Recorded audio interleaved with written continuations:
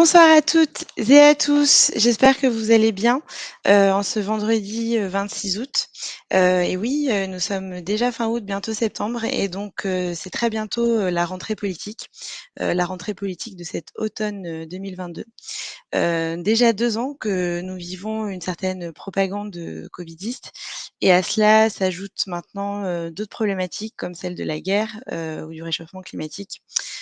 Beaucoup de sujets donc anxiogènes et on s'interrogeait justement, à la HSI, de savoir si en cette rentrée d'automne 2022, on était, mieux armés qu'il y a, 2 ans pour pouvoir comprendre et décrypter, le discours, politique, qui semble à bien des égards, bien souvent dissonant avec l'expérience que l'on peut faire de la réalité, que l'on peut avoir de la réalité. Donc ce soir, on va traiter, de 2 sujets importants, on va les mêler ensemble, qui sont, la santé, mentale et la politique et donc nous aborderons la question suivante qui est: «Pourquoi le pouvoir politique est-il malade?» Hem, Juste pour redire un petit mot au sujet du pouvoir politique, ce qu'on appelle le pouvoir politique, en réalité, il ne peut donc tout ce qui est gouvernement, institutions, parlement, tous vos représentants politiques peuvent exercer, leur pouvoir et leur mandat, parce qu'en fait, ils ont une capacité, à contraindre et à faire respecter l'ordre et donc les administrés, au regard de cela, leur donnent une légitimité et une crédibilité. Il y a donc une relation, constante, nécessaire entre ceux qui exercent le pouvoir et ceux sur qui le pouvoir est exercé. L'enjeu ici est donc de comprendre pourquoi, en fait, cette relation entre exercer complètement dysfonctionnelle aujourd'hui est malade et comment, en fait, collectivement, on en est arrivé là. Donc voilà, nous allons parler, principalement donc de santé mentale, de mécanismes psychologiques qui font qu'aujourd'hui nous vivons dans une véritable dystopie.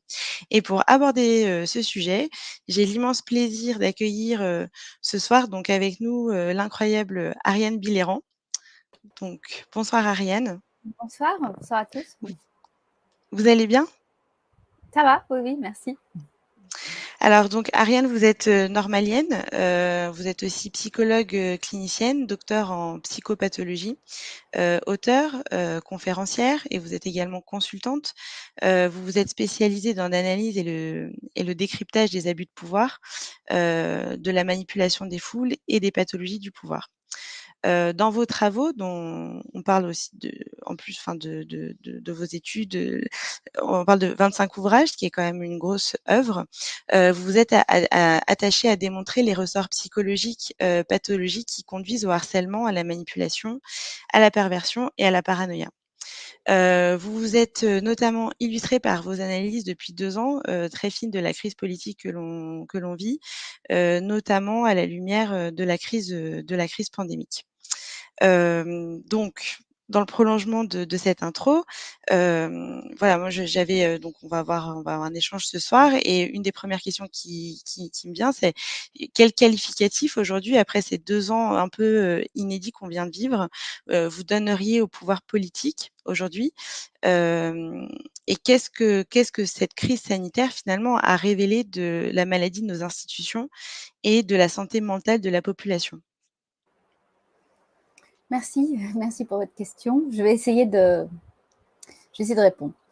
Le terme que j'ai employé, le terme que j'ai employé, c'est dérive totalitaire. Je pense que nous sommes dans une dérive totalitaire.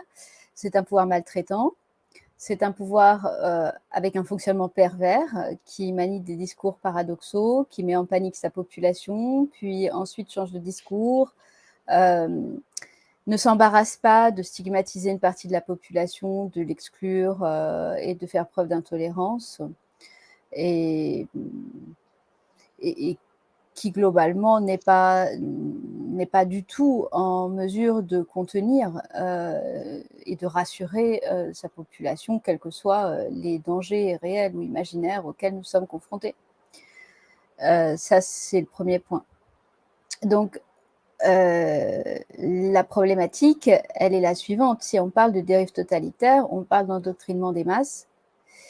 Et on a vu la collusion entre le champ politique et le champ médiatique pour promouvoir cet endoctrinement, promouvoir un type de vocabulaire, promouvoir un certain type de représentation que nous devions absolument emprunter sans avoir le droit de poser des questions, de critiquer ou tout simplement de douter d'une seule version qui d'ailleurs pouvait être changée, c'est-à-dire évoluer, mais du moment que c'était le pouvoir d'en haut qui la faisait évoluer. Ça ne pouvait pas être nous, hein, bien sûr, ça ne peut pas être le peuple qui...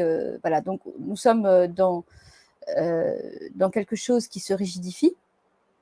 Nous ne sommes plus du tout en démocratie. Hein. La démocratie, c'est le pouvoir du peuple, le gouvernement au service du peuple. Nous ne sommes plus du tout là-dedans.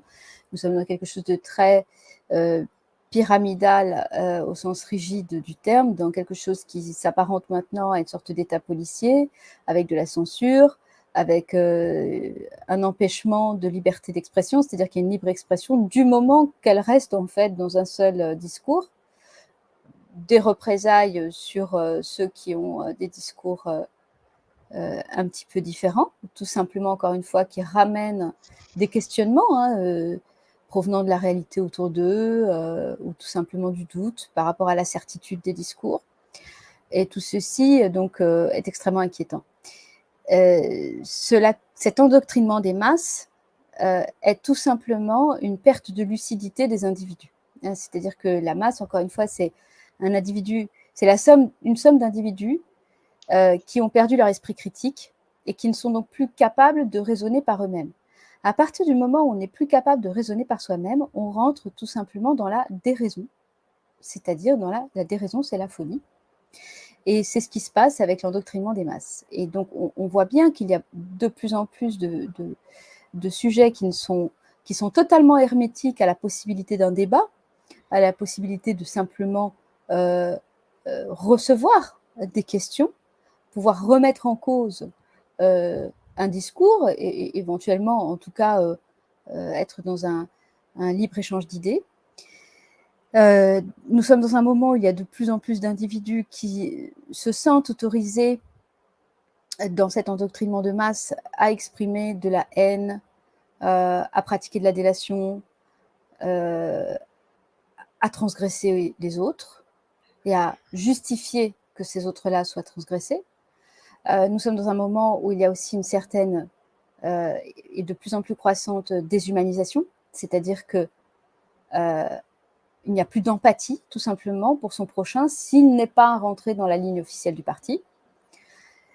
Et tout ceci, encore une fois, ne présage rien de bon pour la suite.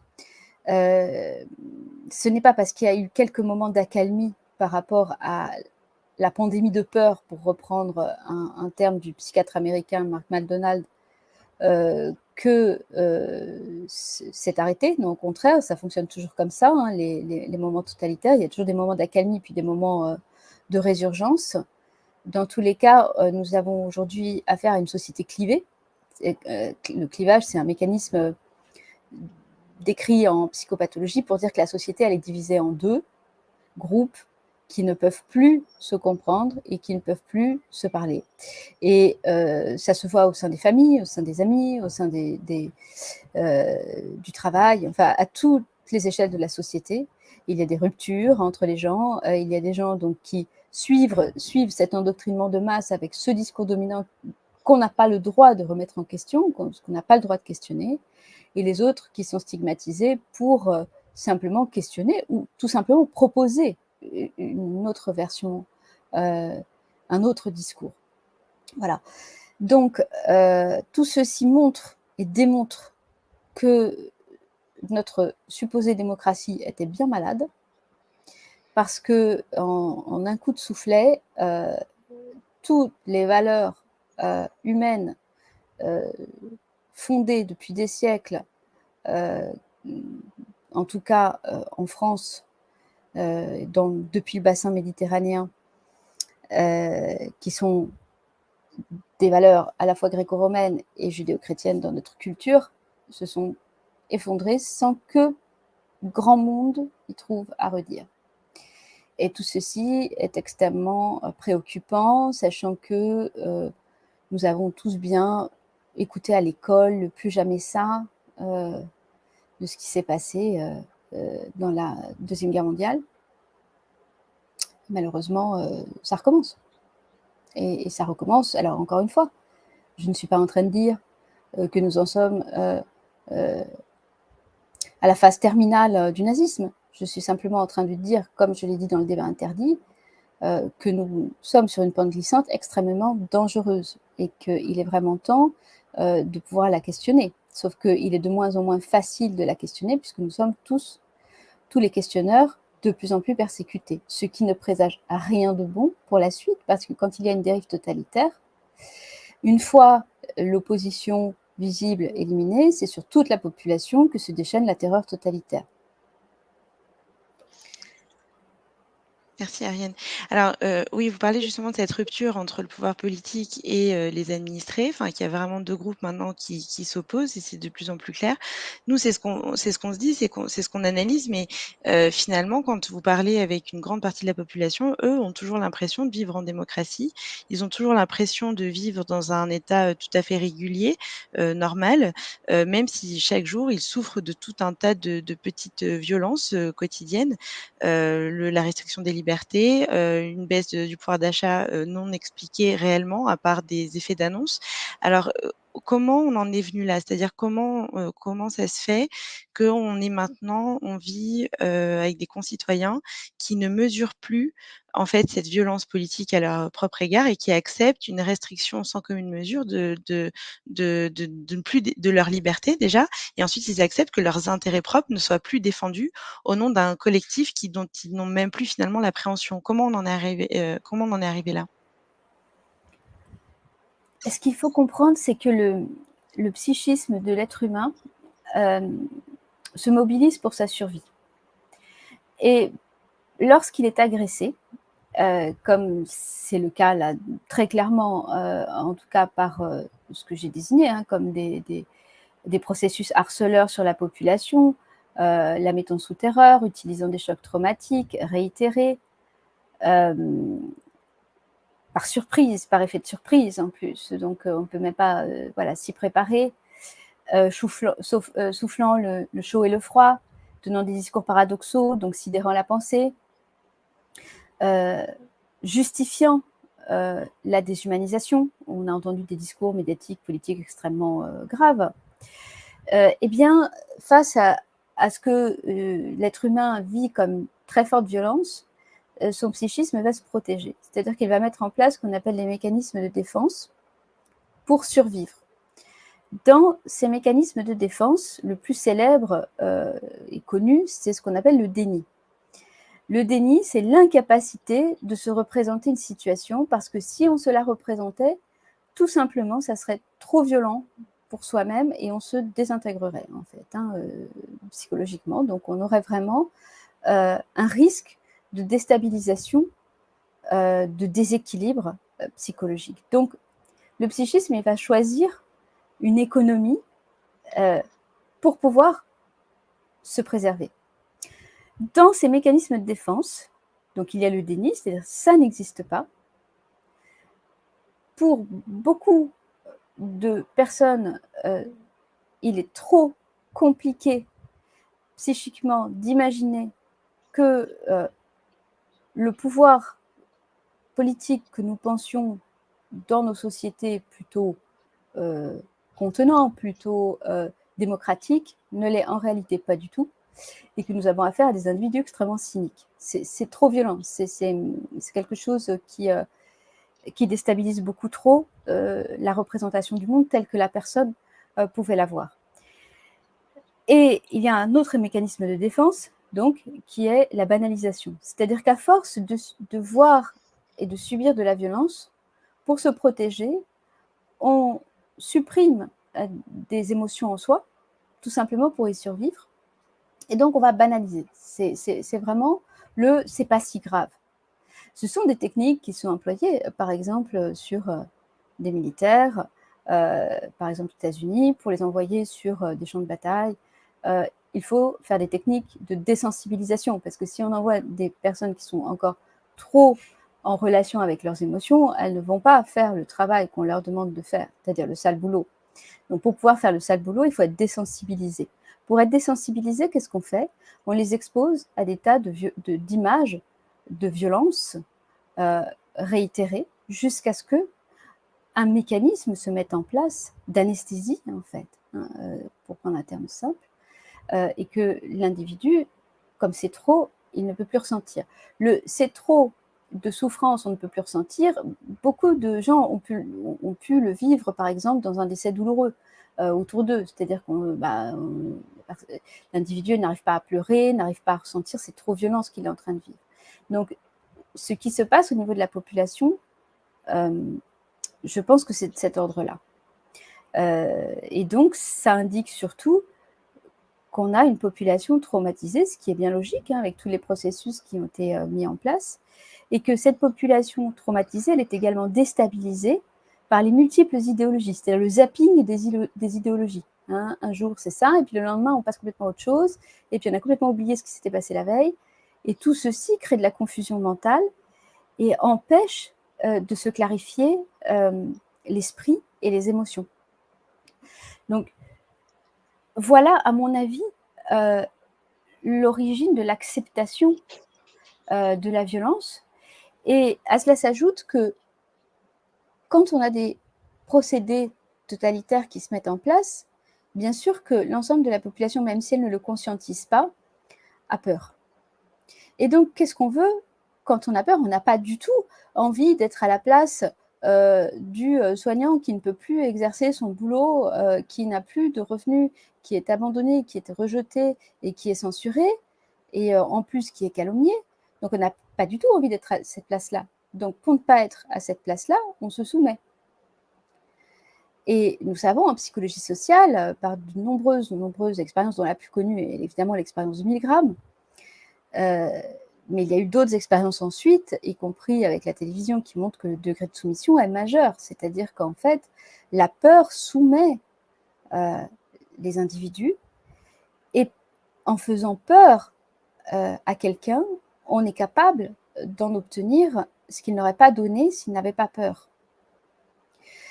Donc, la soumission de peur, c'est une soumission. Je ne veux pas être dans la situation de celui qui est exclu, abandonné, etc., sachant que l'exclusion sociale, en plus, est quelque chose que nous craignons beaucoup, parce que nous sommes, comme le disait Aristote, des animaux politiques, c'est-à-dire que nous avons besoin du contact social, nous avons besoin du lien social, nous avons besoin d'interaction sociale.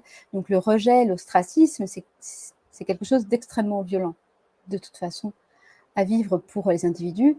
Hannah Arendt disait que le philosophe y est habitué, c'est une posture de solitude qu'il va même rechercher, mais c'est quand même pas du tout le cas de la majorité de la population. Et c'est tout à fait indispensable d'avoir ce lien social pour pouvoir construire une société, etc.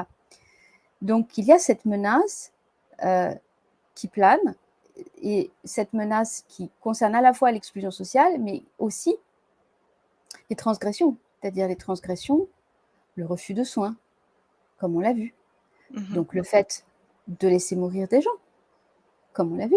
C'est-à-dire que là, nous avons une société qui s'enfonce dans de la complicité de meurtre, comme ce qui s'est passé avec les personnes âgées dans les EHPAD. Et tout ceci, c'est important de le nommer, même si ça ne fait pas plaisir, même si on ne veut pas l'entendre.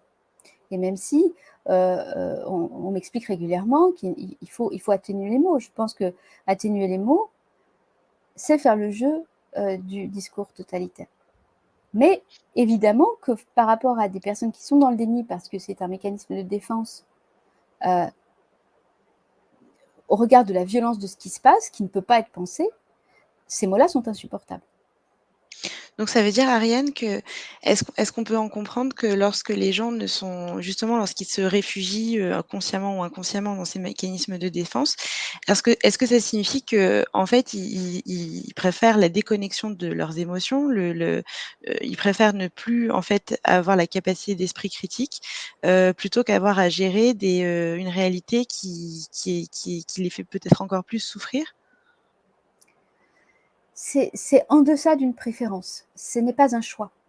Et c'est très important à un moment donné où on parle de libre arbitre, mais finalement notre libre arbitre, la question c'est, il est peut-être beaucoup plus limité que ce qu'on pense. Et c'est vrai que on va avoir tendance à juger beaucoup des gens qui, et on l'a vu dans le passé, et puis on le voit encore maintenant. Je pense que la question de poser des jalons de la justice, et je soutiens l'action de Rainer Fumisch par rapport à ça, est très importante, parce que c'est ce qui permettra de faire repartir à un moment donné la civilisation sans basculer dans la loi du talion ou dans des pulsions de vengeance ou de revanche. Et ça me paraît très important, et c'est la raison pour laquelle je soutiens les prémices, puisque ce sont des prémices en réalité, hein, de tout cela. Et Dieu sait quand est-ce que nous pourrons, est-ce que ça surviendra de notre vivant, je n'en sais rien, mais ce qui est sûr, c'est que ça surviendra un jour. Et il faudrait éviter, bien sûr, les erreurs que nous avons commises après la Seconde Guerre mondiale, c'est-à-dire de laisser échapper les gros bonnets et de faire quelques exemples en laissant le reste, voilà, le reste bien tranquille. Mais si on regarde d'un point de vue psychologique, parce que là j'ai parlé d'un point de vue juridique et moral, et c'est fondamental que cette morale se remette en place pour qu'une civilisation redémarre et qu'on empêche la loi du talion.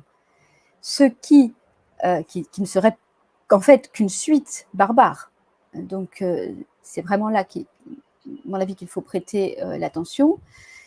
Mais il n'empêche que si on regarde du point de vue psychologique, en sortant de cette perspective morale et juridique, il n'empêche que ce qui fait que les gens obéissent et sont conduits à commettre des actes avec lesquels ils n'auraient pas été d'accord en d'autres temps, dans un autre contexte, ce sont des mécanismes de régression psychique liés à la violence et au traumatisme qu'ils subissent, et à la peur, à la terreur qu'ils éprouvent.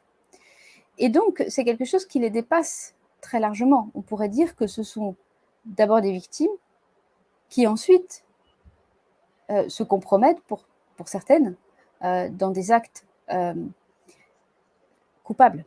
Voilà. Donc c'est compliqué, c'est-à-dire que ce n'est pas une préférence. Alors, on peut dire le libre arbitre, oui, mais si on regarde d'un côté, et c'est important de rappeler la responsabilité humaine, parce que nous avons une responsabilité, mais la responsabilité, la nôtre, elle est où? Elle est de précisément nettoyer nos égouts. Précisément, ne pas s'illusionner, ne pas nous illusionner sur le fait que nous serions des êtres purs et les autres sont des impurs. C'est-à-dire nous aurions la certitude et puis les autres non. En fait, notre responsabilité première, c'est de savoir que nous tous pouvons, à un moment donné, être sujets à cette régression psychique selon les circonstances. Je ne sais pas, qui sait comment nous réagirions si nous étions torturés. Peut-être qu'effectivement, nous finirions complètement zinzin, en fait. Hein, et donc, nous avons cette potentialité en nous, en chacun d'entre nous, de devenir monstrueux. Et donc, c'est très important de savoir que notre combat pour l'humanité, c'est de d'abord faire taire et limiter cette part en nous, et surtout que cette part monstrueuse, elle revêt toujours des beaux vêtements. C'est-à-dire, c'est au nom du bien, au nom de la justice, au nom de la démocratie, au nom de je ne sais pas quoi, de la santé. Enfin, c'est toujours un idéal extrêmement séduisant qui nous autoriserait à pratiquer, à instrumentaliser d'autres êtres humains ou à les sacrifier. Et donc, c'est très compliqué si on regarde du point de vue de la psychologie. C'est très compliqué cette affaire. L'endoctrinement des masses, c'est une régression psychique des profils les plus vulnérables. Pardon, ça me touche beaucoup ce que, enfin, oui, voilà, c'est très juste. Enfin, pour avancer un petit peu, et parce que vous avez travaillé beaucoup sur la question du harcèlement, et que probablement c'est aussi un outil qu'on peut retrouver dans le discours totalitaire et dans la mécanique totalitaire. Ça fait 2 ans que, on s'en souvient tous, pendant, je sais pas, 2-3 mois, 4 mois, peut-être un peu plus, on a entendu Jérôme Salomon égrener tous les jours le nombre de décès dus au coco, potentiellement. Partout, on voit ce mot-là, ce nouveau mot qui est apparu sur les vitrines des magasins, dans les bus, partout, les gens évoluent, Voilà, c'est un mot qui est partout. Est-ce qu'on peut dire que le harcèlement a été, utilisé pour pouvoir toucher les masses déjà? Et ensuite, qu'est-ce que ça dit, en fait, de l'incapacité finalement du pouvoir? Puisque s'il en est venu à utiliser, une technique, totalitaire, est-ce que ça ne dit pas qu'en fait, il est incapable aujourd'hui d'exercer, son monopole, de la violence qui est inhérent en fait à son propre pouvoir, c'est-à-dire, pouvoir faire respecter un contrat social, transparent et honnête qui lie les citoyens, à l'État. Est-ce qu'aujourd'hui, le harcèlement justement ne dénote pas cette absence, le fait que ce monopole-là soit complètement, cassé? Quand il y a, une dérive totalitaire d'un pouvoir, quel qu'il soit, et ça dénote d'abord, que pour se rigidifier, parce qu'il a besoin de se rigidifier, de façon totalitaire, il n'a plus de légitimité. Ça, c'est une première chose. Donc c'est précisément parce qu'il est illégitime. Il peut être illégitime, parce qu'il nomme des faux experts, par exemple.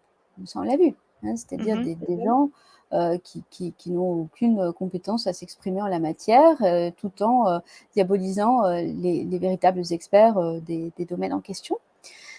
Cette illégitimité le conduit à se rigidifier. Donc, c'est vraiment, j'avais écrit donc Psychopathologie de l'autorité. C'est un livre extrêmement important que j'ai écrit dans le passé, parce que, à force d'observer justement les harcèlements dans les entreprises, je m'étais rendu compte que le harcèlement se développe. Alors, petite parenthèse, le harcèlement, c'est l'outil de mise en place du totalitarisme et du fait qu'il perdure.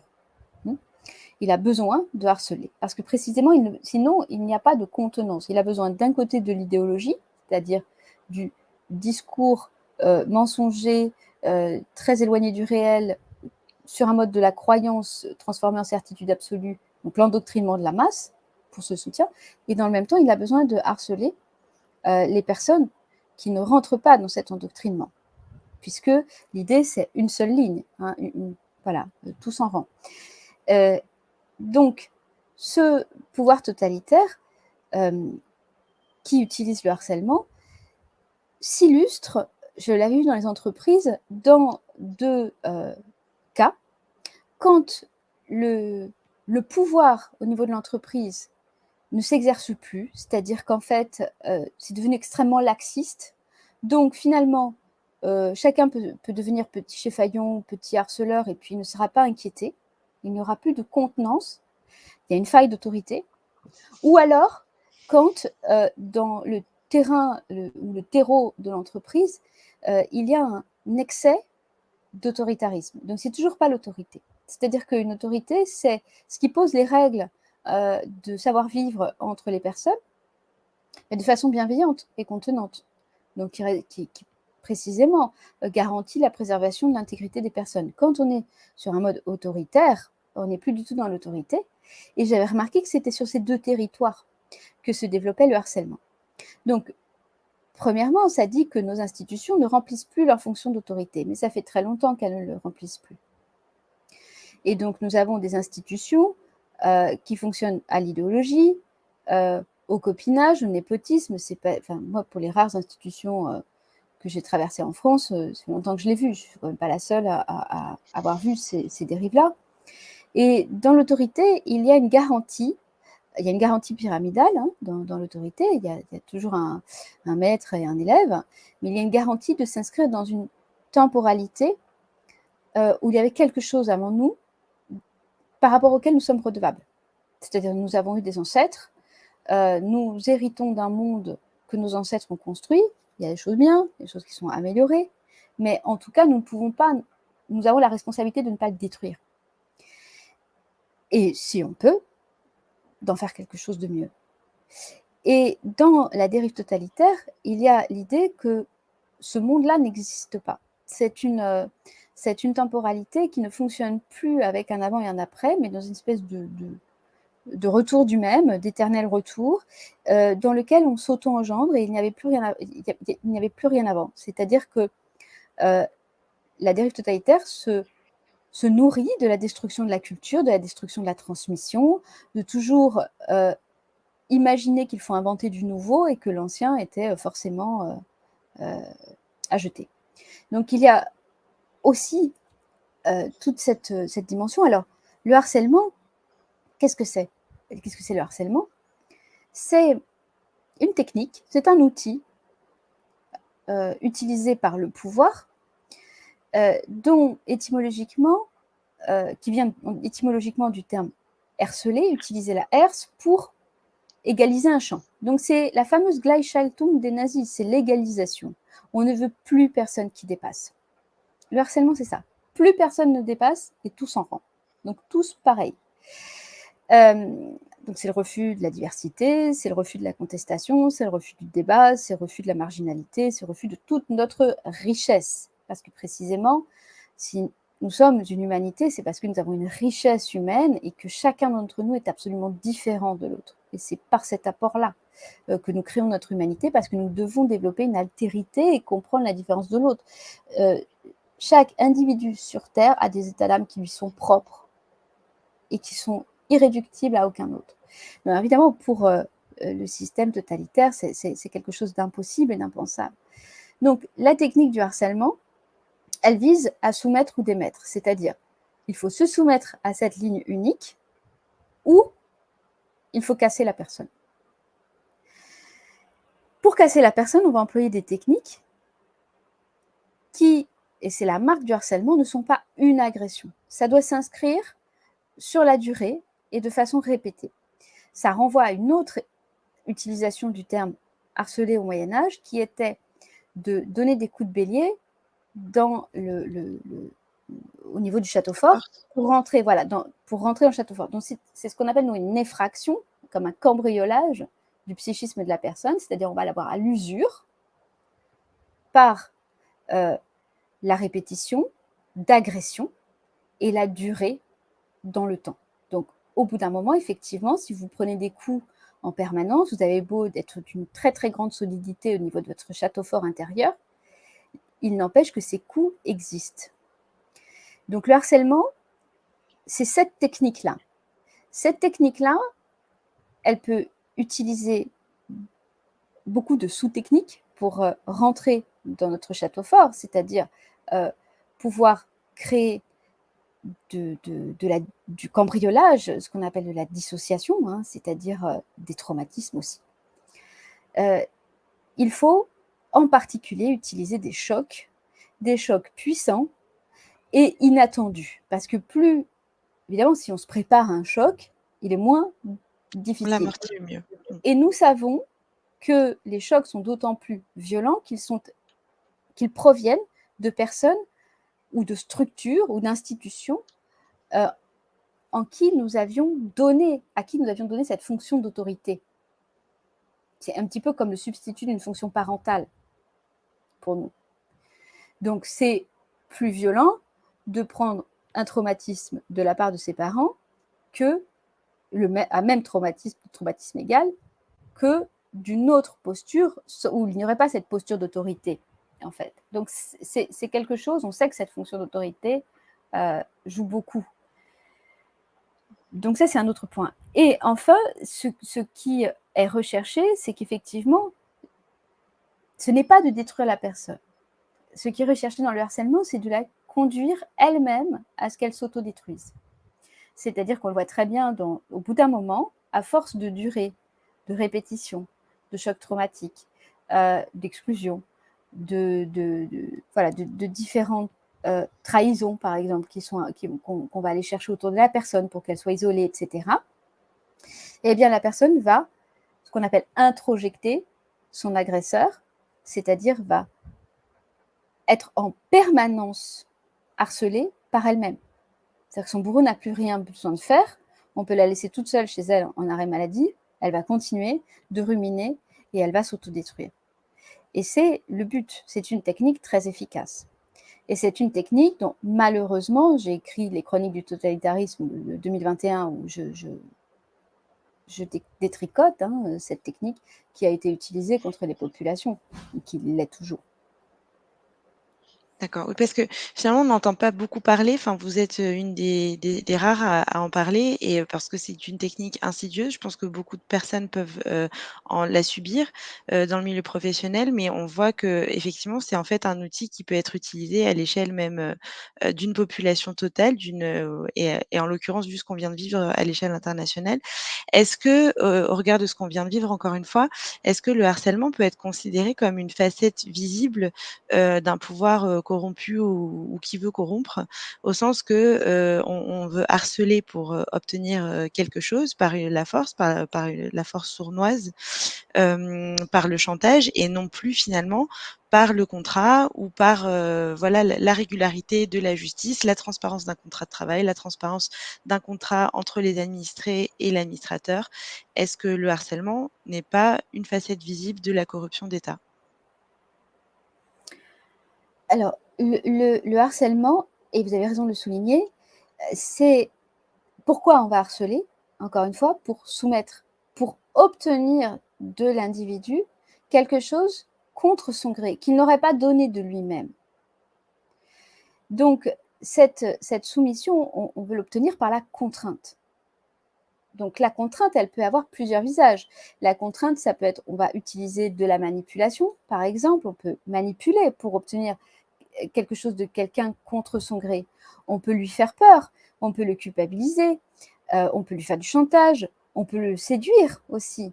Lui dire, bah attends, si tu fais ça, tu auras beaucoup d'argent, tu auras un gros contrat, etc. Donc, il y a plein de sous-techniques pour réussir à faire en sorte que l'individu donne quelque chose qu'il n'aurait pas donné en d'autres circonstances. C'est en fait c'est une violation de consentement. C'est une violation de consentement. Il y a une technique qui fonctionne très bien, c'est le conflit de loyauté, c'est-à-dire mettre l'individu face à une situation où il a un choix impossible à faire. Est-ce que il choisit entre ses valeurs professionnelles ou sa déontologie ou ses moyens de subsistance? C'est un choix impossible. Et on voit bien que depuis plus de 2 ans, c'est ce que préconise le pouvoir dans nombreux pays, c'est un choix impossible. Par exemple, trier des patients, et ça se fait malheureusement depuis bien longtemps, des patients à l'entrée des urgences, c'est un choix impossible, c'est un choix éthique impossible. Ou dire, eh bien, celui-là, non, il n'a pas besoin de soins parce que bon, voilà, et il y a beaucoup de soignants qui ont témoigné de ça, face à l'impossibilité dans laquelle ils sont de soigner parce qu'on ne leur donne plus les moyens de soigner correctement.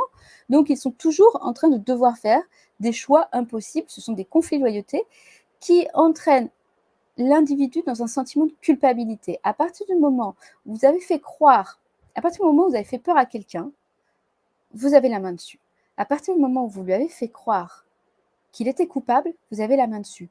À partir du moment où vous l'avez entraîné à lui devenir coupable parce que vous l'avez incité à aller faire des gestes ou à avoir des actions coupables, vous en faites ce que vous voulez et même il vous défendra puisqu'il est coupable avec vous. Donc ce sont des méthodes mafieuses. Merci Ariane. Alors, j'avance, hein, donc dans nos questions puisqu'on doit finir, d'ici une vingtaine de minutes.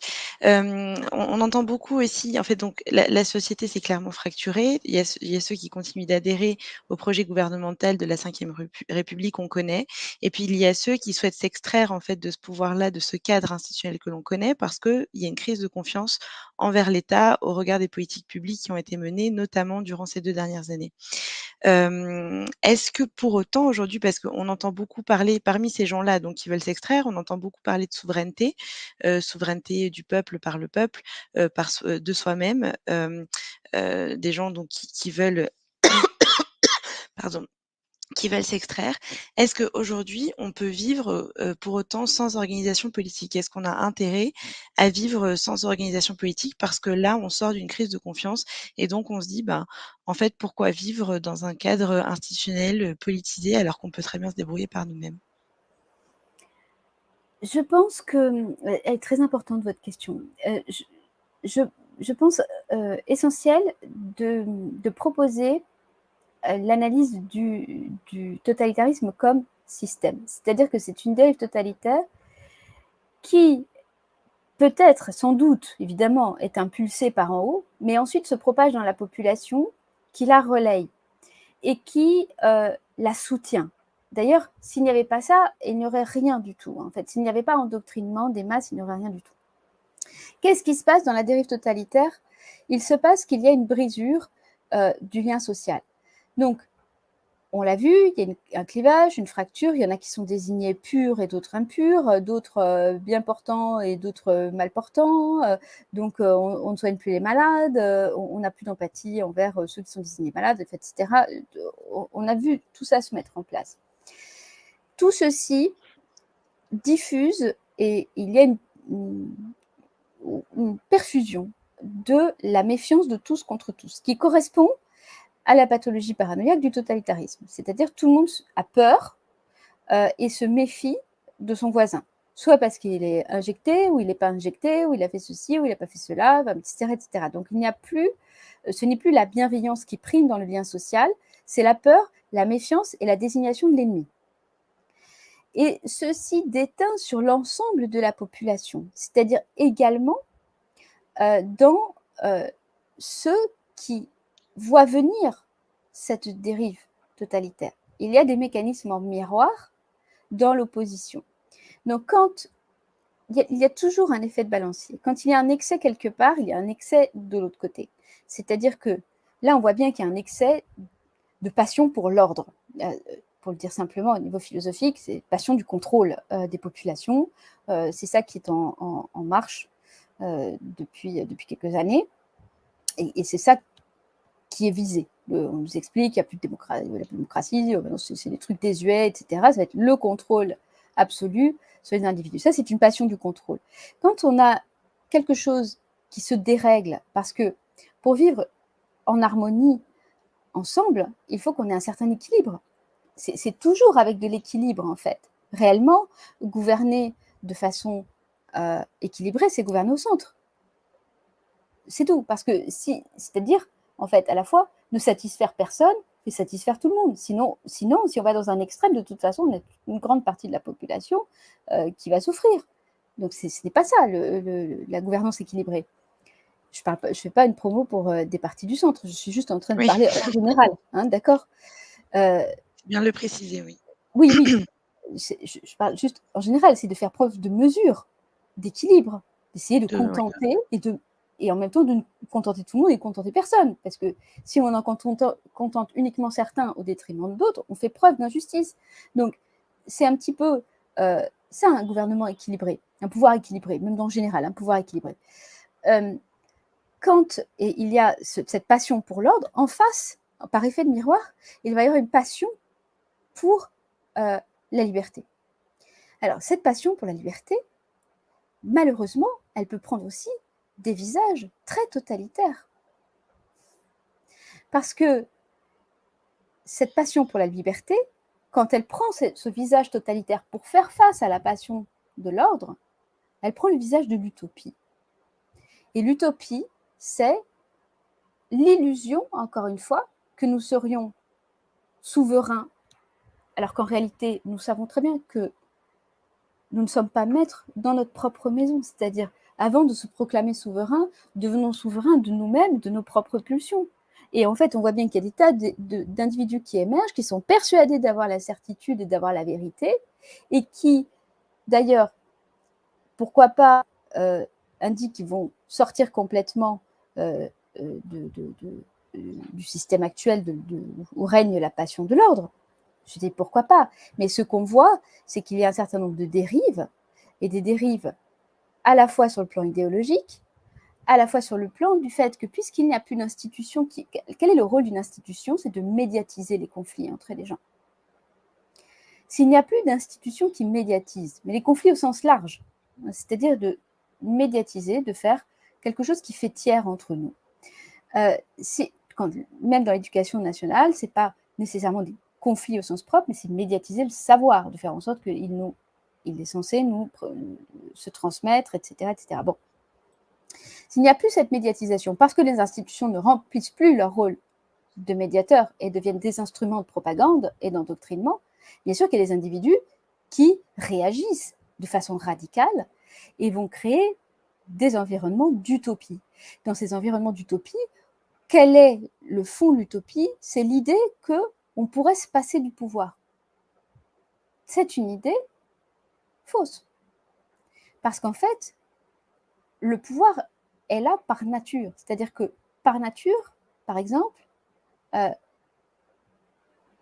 comme je prends souvent parce que je suis très nulle en mécanique, un mécanicien a plus de pouvoir que moi en mécanique. C'est une réalité. J'ai, a priori, plus de pouvoir que lui dans l'écriture des livres. Donc, le pouvoir est lié à la connaissance. Et c'est une réalité de fait. L'enfant n'a pas de pouvoir parce qu'il ne sait pas. Il ne sait pas où sont les dangers. Il ne peut pas se protéger des dangers, donc il a besoin d'un adulte qui a du pouvoir, non pas pour que cet adulte en abuse, mais pour qu'il le protège. Et donc dans ces communautés, je ne parle pas de toutes les communautés, je constate que ce sont des phénomènes de radicalisation en miroir qui en fait comportent au niveau psychologique exactement les mêmes mécanismes. Et d'ailleurs des mêmes mécanismes de rejet. C'est-à-dire que autant on peut avoir d'un côté des rejets d'une certaine catégorie de la population, et de l'autre côté on va aussi avoir un côté de rejet d'une autre partie de la population. Ce sont des mécanismes qui fonctionnent en miroir. Et cette illusion que, nous serions souverains sur nous-mêmes, alors que c'est pas du tout acquis, comme on le voit, pas du tout acquis, et ça demande vraiment à la fois beaucoup d'humilité et d'introspection. Et également, l'autre illusion que nous pourrions nous passer du pouvoir, ce qu'on constate, c'est que dans ces environnements utopiques, règne un abus de pouvoir qui ressemble à l'ordre totalitaire. Ce sont des mécanismes. C'est pour ça que c'est un système dans lequel il est très compliqué, il est très important d'abord de repérer les mécanismes. Ce sont des mécanismes en miroir, par exemple. L'idée que nous pourrions nous passer du pouvoir, c'est faire le lit de l'abus de pouvoir, tout simplement.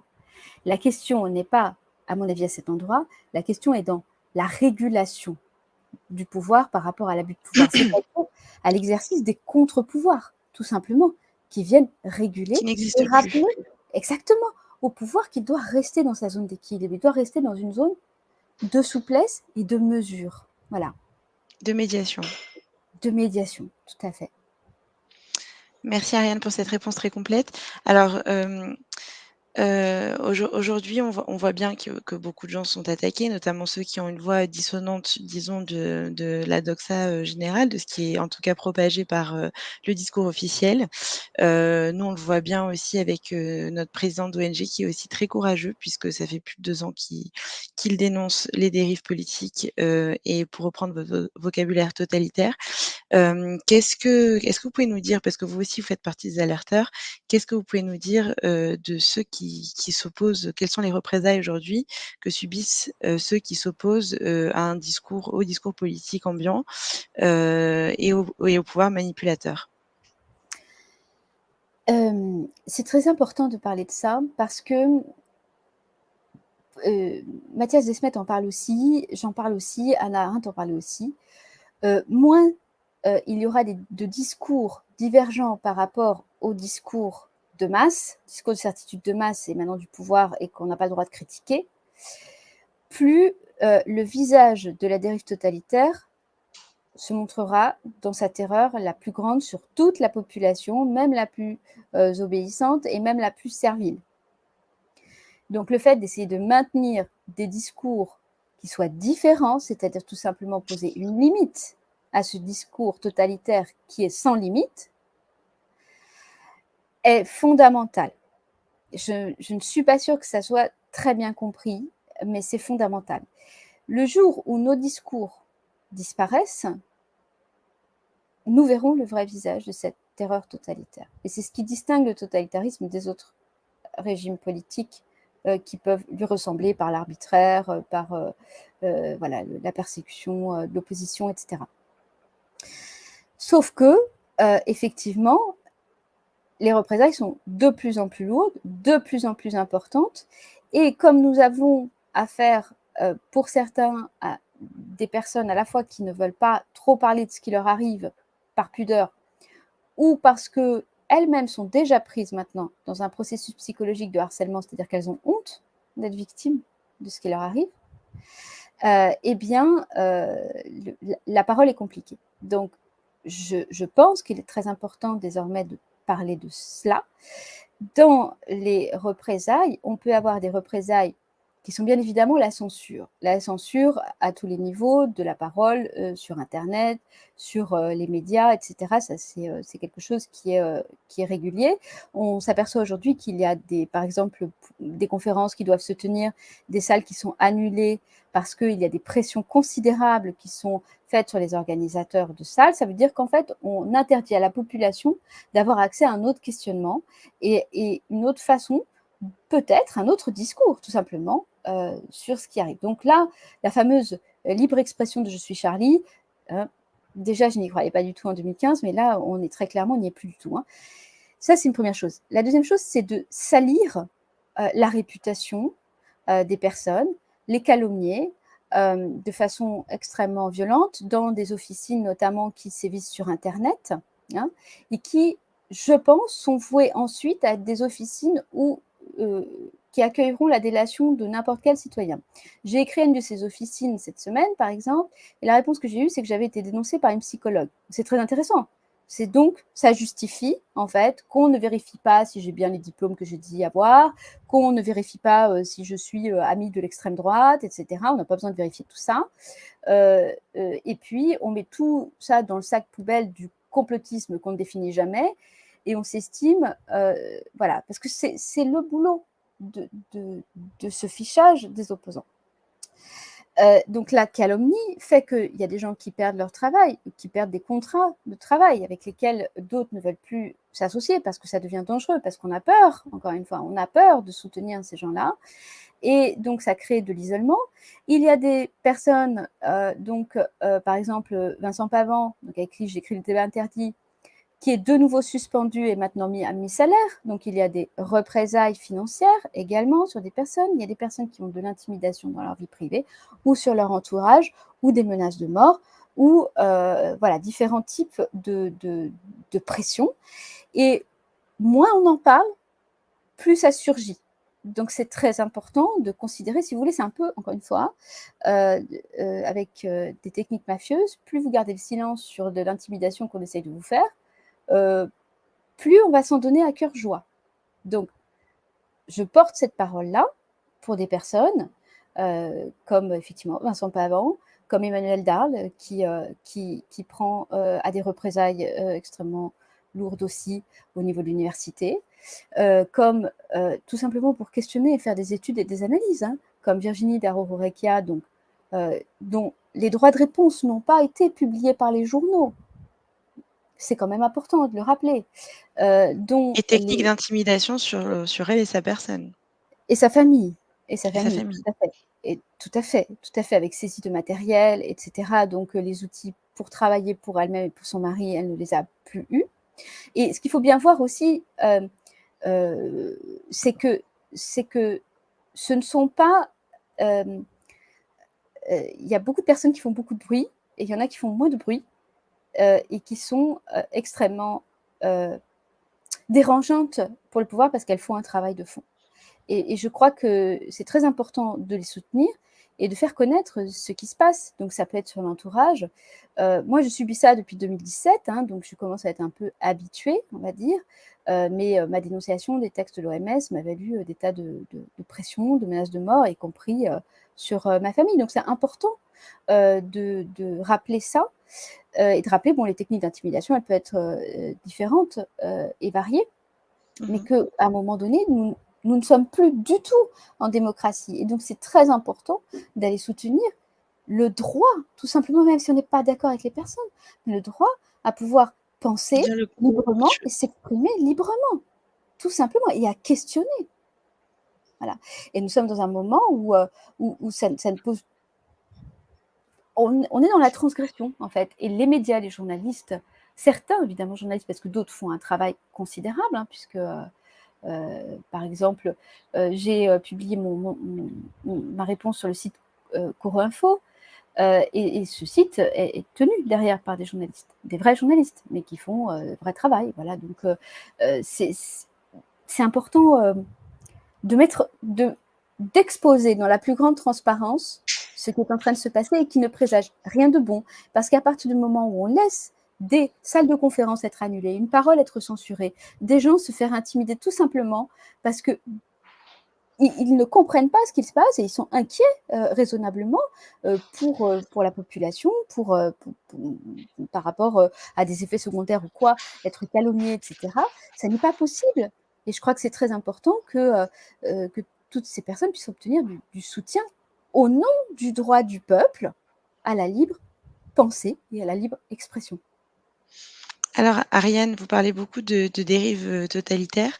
À partir de quand on n'est plus en dérive et on est vraiment en état totalitaire? C'est quoi quelle sera la rupture? C'est compliqué. Je préfère employer le terme dérive totalitaire, mais je dirais que, pour l'instant, mais je dirais qu'on pourra considérer qu'on est vraiment dans un système complètement totalitaire à partir du moment où la première opposition, la première ligne, on l'aura fait taire. Voilà. Alors, j'espère qu'on aura pu montrer aux auditeurs ce soir que le harcèlement est une technique insidieuse et voilà, que tout le monde peut subir et qu'on a probablement subi durant ces 2 dernières années. Est-ce que vous auriez une technique, un conseil aux gens à leur donner pour qu'ils en aient conscience en fait de où est présent ce harcèlement dans la vie quotidienne et comment peut-être s'en prémunir ou même voire lutter contre? Bah, tout d'abord, prendre connaissance de ce que c'est comme phénomène. J'ai écrit un gros, bon, il y a des années, hein, il est encore présent, mais un gros livre qui était la somme de tout le travail que j'avais fait, qui avait été publié dans différents livres sur le harcèlement pour comprendre les techniques, apprendre à reconnaître ça et apprendre à reconnaître aussi à quel endroit on essaye de nous faire peur. Quelqu'un qui essaye de nous faire peur ne nous veut jamais du bien. Voilà. Donc, c'est important. Et il faut distinguer la lucidité et la peur, bien sûr. Hein, mais quelqu'un qui essaye de nous faire peur de façon Gratuite? voilà, gratuite et puis surtout sans avoir le souci de notre protection et au contraire pour nous exposer davantage, c'est déjà un premier signe d'alarme. Et le deuxième signe d'alarme, c'est quand on essaye de nous culpabiliser, nous rendre coupables, en fait. C'est aussi un deuxième signe d'alarme. C'est de ta Merci. faute si je t'agresse, quoi. Merci Ariane. Dernière petite question, quel est parce que vos travaux s'inscrivent beaucoup, je crois que vous inspirez beaucoup des travaux de Hannah Arendt. Quelle est votre citation favorite issue de ces travaux? Quelle est pour vous la citation qui serait inspirante, la plus inspirante? Je dirais que c'est dans une de ses interviews où elle dit penser est dangereux, mais ne pas penser est encore plus dangereux. Voilà. Merci. Voilà, Ariane, donc cet entretien touche à sa fin. Vraiment 1000 merci pour votre présence, pour votre éclairage. Merci d'avoir été avec nous ce soir. Pour ceux que ça intéresse, je vais vous communiquer les endroits où vous pouvez retrouver les travaux d'Ariane. Alors c'est pas celle-ci évidemment. Et voilà, c'est pas du tout le bon PowerPoint. Je m'excuse, je l'enlève. Alors, Ariane, donc on peut vous proposer des ateliers de pensée qu'on peut retrouver sur votre site internet, c'est ça? Donc vous proposez aux gens de venir se cultiver sur les thématiques que vous défendez dans vos livres et et sur internet. Est-ce que vous voulez nous en parler un petit peu? Oui, j'ai ouvert depuis janvier 2021 des ateliers penser le phénomène totalitaire avec 2 niveaux, initiation et confirmé. Initiation, c'est pour comprendre de quoi ça parle, comment ça se met en place, quels sont les processus, avec toujours la double fenêtre qui est celle de ma formation, de mes études et de mon expérience professionnelle, qui est la psychopathologie, c'est-à-dire l'étude des ressources et des processus psychiques, et la philosophie politique. Donc, et en confirmé, c'est aussi, on réfléchit, on étudie des textes, on avance par rapport à la compréhension de ce phénomène extrêmement complexe qui, malheureusement, est assez récurrent dans l'histoire de l'humanité.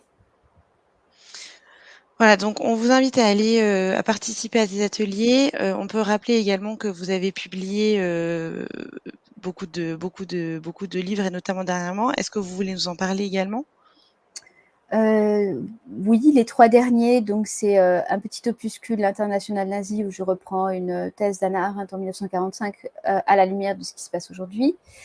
Un autre livre, Les Chroniques du totalitarisme 2021, qui reprend mes analyses. Il y a aussi l'expertise que j'ai donnée pour le grand jury de Rainer Fulmich qui est dedans. Donc, ça, façon dont j'ai ponctué de mes analyses l'année 2021.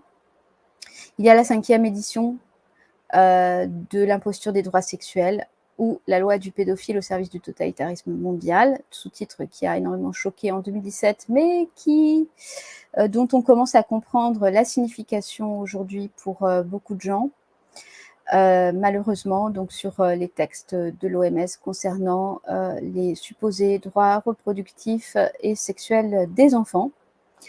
Donc, je fais simplement une analyse de ces textes de l'OMS, mais c'est assez édifiant. Et voilà. Donc, ces livres, on peut les retrouver sur votre site. Vous autopubliez également sur un autre site internet. Oui, en fait, les 3 derniers, donc je les ai mis sur Bookelis. C'est un choix. Il y a des livres que je fais avec des éditeurs, comme Très Daniel pour le débat interdit, comme Duno pour des éditeurs universitaires, pour mes livres plutôt universitaires ou à destination professionnelle. Il y a des livres que j'auto-édite par choix parce que ça me donne beaucoup plus de latitude. Je n'ai pas de délai éditoriaux de 6 mois, 1 an. Et puis, donc, ça me donne la latitude aussi de coller un petit peu avec l'actualité. Mais évidemment, du coup, il n'y a pas de promotion commerciale de la part des éditeurs. Il faut venir à moi. Et je ne suis pas non plus sur les réseaux sociaux. Donc, c'est vrai que je demande l'effort aux gens de venir à moi. Ouais, donc vous voyez bien la qualité de la pensée et des interventions d'Ariane Bilérand. Donc, n'hésitez pas à aller sur son site internet notamment et à vous procurer ses bouquins. Je pense que ça fera du bien à tout le monde et à l'humanité notamment. Merci Ariane. Un petit mot de la fin peut-être avant de nous quitter? Merci pour votre invitation. Je pense très important de rappeler aux gens que ce n'est pas parce qu'ils se soumettent qu'ils seront épargnés. Donc, c'est plutôt très important de se relever et d'agir et de se conformer à ce que nous dicte notre conscience. Merci Ariane, bonne soirée.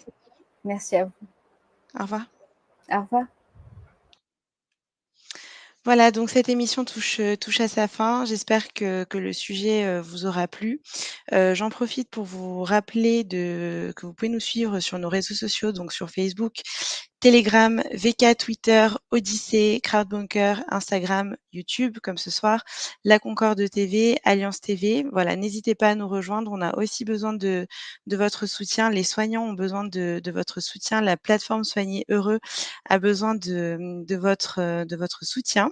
Pour ma part, je vous retrouve bientôt, la semaine prochaine probablement, pour une émission sur la santé des femmes.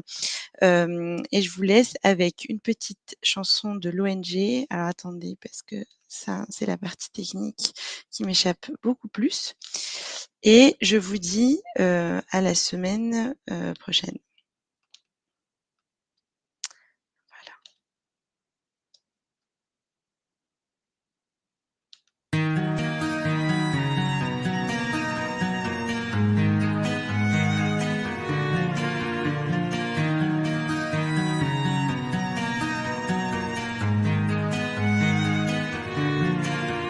J'ai rêvé de cet élan qui fait friser les anges. J'ai rêvé de l'avant, d'air et de vendange. Je l'ai ressenti aussi, la vapeur des soupirs, flottant d'un matin qui se penche sur mon avenir. Car y a le pain qui manquera demain, puis ce refrain, chacun main dans la main. Car y a le pain qui manquera demain, puis ce refrain, chacun main dans la main. La la la la la la.